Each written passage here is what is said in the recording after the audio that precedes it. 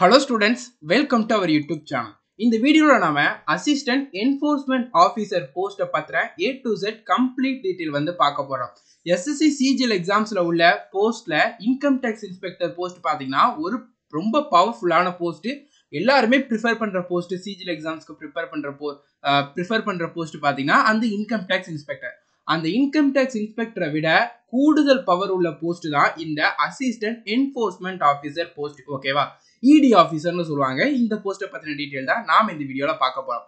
Okay, so இதுக்கு முன்னாடி நம்ம சேனல்ல SSC CGL எக்ஸாம்ஸ்ல உள்ள income tax inspector, preventive officer, CBI sub inspector, tax assistant, assistant sectional officer, minister of external affairs, AAO assistant audit officer, இந்த போஸ்ட்டை பத்தின கம்ப்ளீட் டீடைல் வீடியோ போட்டிருக்கோம்.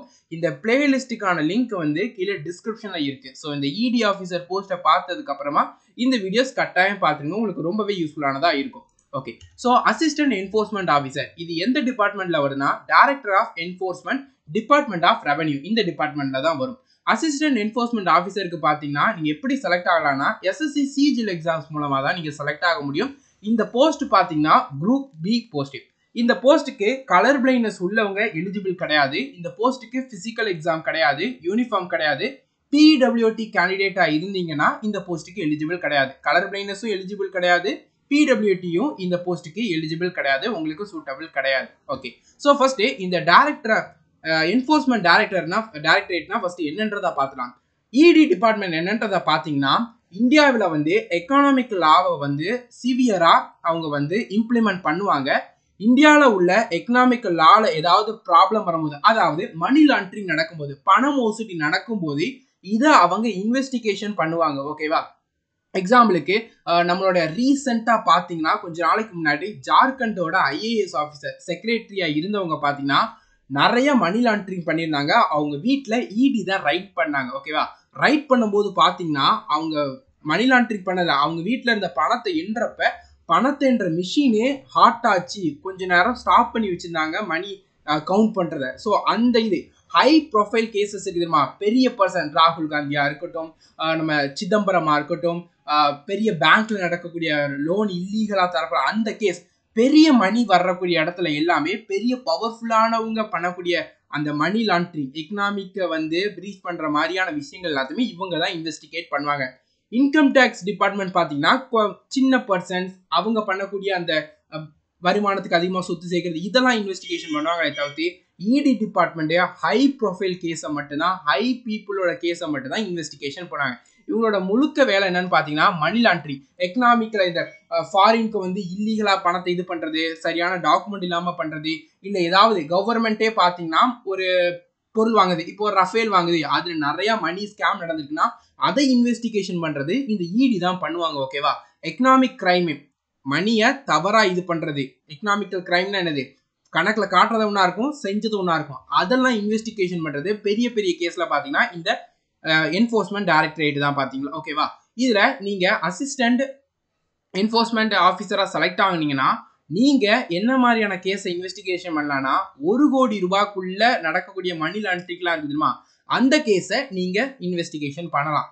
ஸோ உங்கள் ப்ரொமோஷன் கூட கூட அந்த அமௌண்ட்டும் கூடும். ஓகேவா? ஸோ ஒரு ப்ரொமோஷன்லாம் போயிட்டீங்கன்னா நீங்கள் 10 கோடிக்கு அதிகமாக ஸ்கேம் நடக்கணும், அதெல்லாம் இன்வெஸ்டிகேஷன் பண்ணலாம். இவங்களோட வேலை பார்த்தீங்கன்னா foreign exchange management act, prevent of money laundering இதை இம்ப்ளிமெண்ட் பண்ணுறது. ஓகேவா? ஹவாலா, பிளாக் மணி இதில் நிறைய விதமாக நடக்கும்போது அதை இன்வெஸ்டிகேஷன் பண்ணுறது.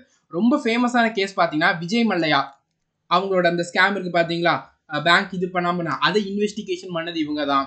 பஞ்சாப் நேஷனல் பேங்க்ல நீரவ் மோடி அவங்களோட ஸ்கேம் இன்வெஸ்டிகேஷன் பண்ணுறது என்ஃபோர்ஸ்மெண்ட் டைரக்டரேட் தான்.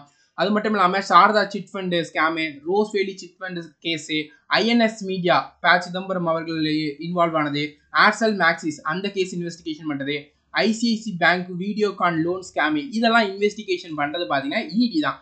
இடிங்கிறது என்னதுன்னா நம்மளோட இந்தியாவுக்குள்ள அண்ட் வெளியே இந்தியன்ஸால் நடக்கக்கூடிய அந்த மணி ஸ்கேம், மணி லாண்டரிங் இருக்கு தெரியுமா, மணி லாண்டரிங் அதை இன்வெஸ்டிகேஷன் பண்றதா இந்த இடி டிபார்ட்மெண்டோடைய வேலை. ஓகேவா? புரிஞ்சா இப்போ இடி டிபார்ட்மெண்ட் என்னங்கிறது? ஓகே, ஸோ இந்த அசிஸ்டன்ட் என்ஃபோர்ஸ்மெண்ட் ஆஃபீஸர் இந்த இடினே நம்ம சொல்லலாம். இந்த இடிக்கு பார்த்தீங்கன்னா ஏஜ் லிமிட் பார்த்தீங்கன்னா எஜுகேஷன் குவாலிஃபிகேஷன் ஏஜ் லிமிட் பார்த்தீங்கன்னா 18ல இருந்து 30 வயசுக்குள்ள இருந்துச்சுன்னா இந்த போஸ்ட்டுக்கு நீங்க எலிஜிபிள். OBC கேண்டிடேட்டா இருந்தீங்கன்னா 18ல இருந்து 33 வயசு வரைக்கும் எலிஜிபிள். எஸ்சி எஸ்டி கேண்டிடேட்டா இருந்தீங்கன்னா 18 இருந்து 35 வயசு வரைக்கும் எலிஜிபிள். எஜுகேஷனல் குவாலிஃபிகேஷன் பாத்தீங்கன்னா எந்த ஒரு டிகிரி முடிச்சிருந்தாலுமே நீங்க இந்த போஸ்ட்டுக்கு எலிஜிபிள். சிஜிஎல் எக்ஸாம் எந்த ஒரு டிகிரி முடிச்சிருந்தாலுமே எழுதலாம். அதே தான் இந்த போஸ்ட்டுக்கும் எந்த ஒரு டிகிரி முடிச்சிருந்தாலுமே இந்த போஸ்ட்டுக்கு எலிஜிபிள். ஸ்பெசிஃபிக்கா இந்த டிகிரி முடிச்சிருக்கணுங்கிற அவசியம் கிடையாது. எக்ஸாம் சிஜிஎல் எக்ஸாம்ஸ்ல 3 லெவல் வந்து நீங்க கிளியர் பண்ணணும். 3 கட்டமா வந்து இந்த போஸ்ட்டுக்கு எடுப்பாங்க. இது பாத்தீங்கன்னா tier 1 English, maths, general awareness, ரீசனிங்னு 4 சப்ஜெக்ட் உண்டு. ஒரு சப்ஜெக்ட்டுக்கு 25 கொஸ்டின், 100 கொஸ்டின், ஒரு கொஸ்டினுக்கு 2 மார்க்னு 200 மார்க்குக்கு எக்ஸாம் நடக்கும். 1 மணி நேரம் எக்ஸாம், 0.5 மார்க் நெகட்டிவ் மார்க் இந்த எக்ஸாம்ஸ்ல உண்டு. இந்த டியர் 1 முடிஞ்ச உடனே ரிசல்ட் விடுவாங்க, கட் ஆஃப் விடுவாங்க. இதுல லிஸ்ட் 4ஓட கட் ஆஃப் தான் பாத்தீங்கன்னா இந்த போஸ்ட்டுக்கான கட் ஆஃப். அது யாரெல்லாம் கிளியர் பண்றாங்களோ அவங்க எல்லாம் இந்த போஸ்ட்டுக்கு எலிஜிபிள். அது லிஸ்ட் வந்ததுக்கு அப்புறமா யாரெல்லாம் கிளியர் பண்றாங்களோ அவங்களுக்கு டியர் 2 அண்ட் டியர் 3 நடக்கும். டியர் 2ல பாத்தீங்கன்னா இந்த போஸ்ட்டுக்கு 2 பேப்பர் தான், English and maths. English 200 question இருக்கும். ஒரு கொஸ்டினுக்கு 1 மார்க், 200 மார்க், 2 மணி நேரம் எக்ஸாம் நடக்கும். 0.25 மார்க் நெகட்டிவ் மார்க். மேக்ஸ் பாத்தீங்கன்னா 100 கொஸ்டின், ஒரு கொஸ்டினுக்கு 2 மார்க், 200 மார்க், 2 மணி நேரம் எக்ஸாம் நடக்கும். 0.5 மார்க் நெகட்டிவ் மார்க். ஓகேவா? டியர் 3 பாத்தீங்கன்னா டிஸ்கிரிப்டிவ் பேப்பர், 1 மணி நேரம் எக்ஸாம் நடக்கும். இங்கிலீஷ் அண்ட் ஹிந்தி இது ரெண்டுல ஏதாவது ஒரு லாங்குவேஜ் தான் எழுத முடியும். 100 மார்க்குக்கு எக்ஸாம் நடக்கும். SI rating, precise rating, letter rating இந்த மாதிரி இருக்கும். ஓகேவா? மொத்தம் இதுல ஒரு 200 மார்க், இதுல ஒரு 400 மார்க், இதுல ஒரு 100 மார்க். மொத்தம் 700 மார்க்குக்கு பாத்தீங்கன்னா இந்த போஸ்ட்டுக்கு கட் ஆஃப் வந்து விடுவாங்க. ஓகேவா? 700 மார்க்குக்கு இந்த போஸ்ட்டுக்கு கட் ஆஃப் விடுவாங்க. ஓகே, ஸோ சேலரி இந்த போஸ்ட் பாத்தீங்கன்னா கிரேட் பே வந்து 4600. ஓகேவா? இதுதான் இந்த போஸ்டோடைய கிரேட் பே. சேலரி லெவல் பாத்தீங்கன்னா லெவல் 7ல வரும். 44,900ல இருந்து 1,42,400 இதுதான் பேசிக் பே. இன்ஹேண்ட் சேலரியா உங்களுக்கு 70,000 இந்த போஸ்ட்ல கிடைக்கும் ஃபர்ஸ்ட் மந்த்லயே. ஸோ இன்ஹேண்ட் சேலரியில பாத்தீங்கன்னா house rent allowance, transport allowance, mobile bill, special incentive allowance.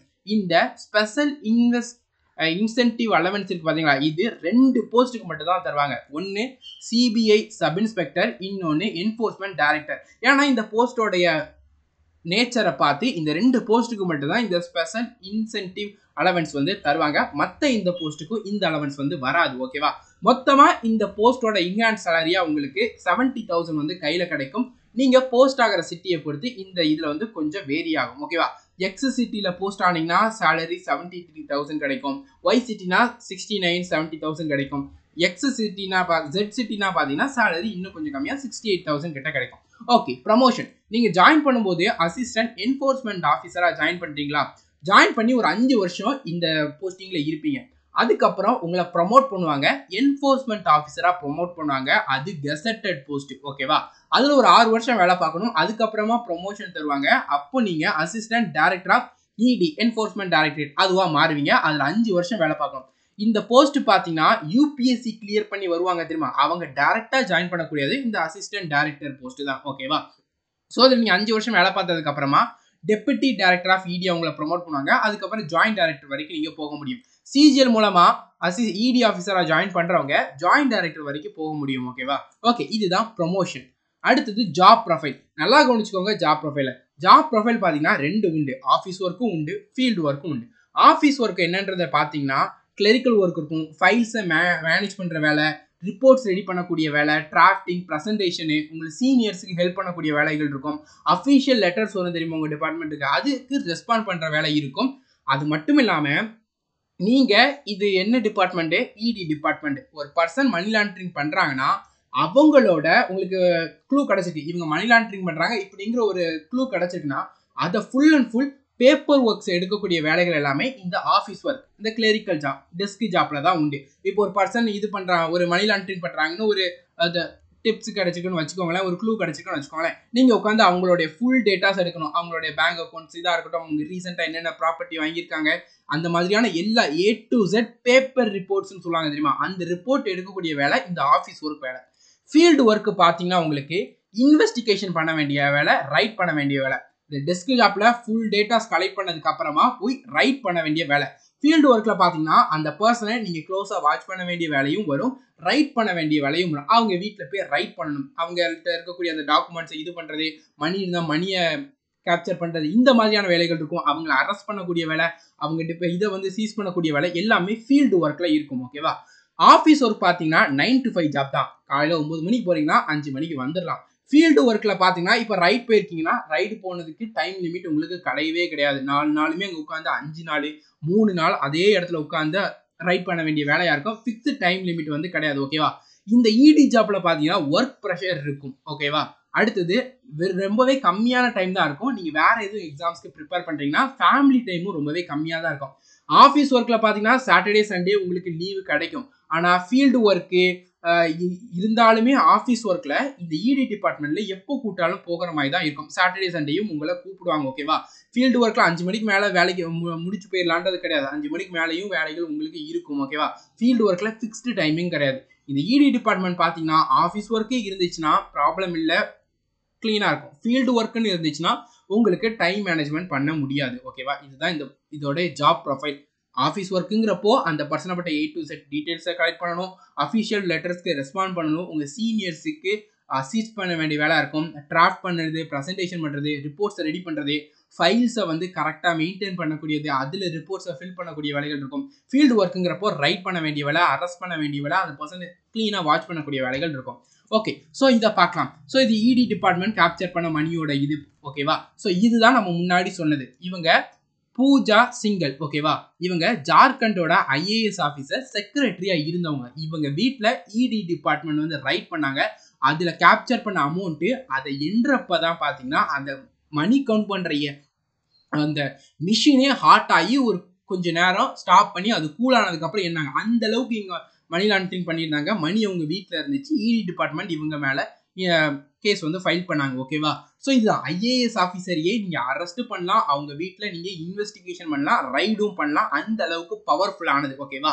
Income tax இன்ஸ்பெக்டருங்கிறப்போ பெரிய ஹை ப்ரொஃபைல் கேஸு, நிறைய மணி வழங்கக்கூடிய அந்த கேஸு, அதெல்லாம் அவங்க இன்வெஸ்டிகேஷன் பண்ண மாட்டாங்க. இடி தான் இது பண்ணுவாங்க.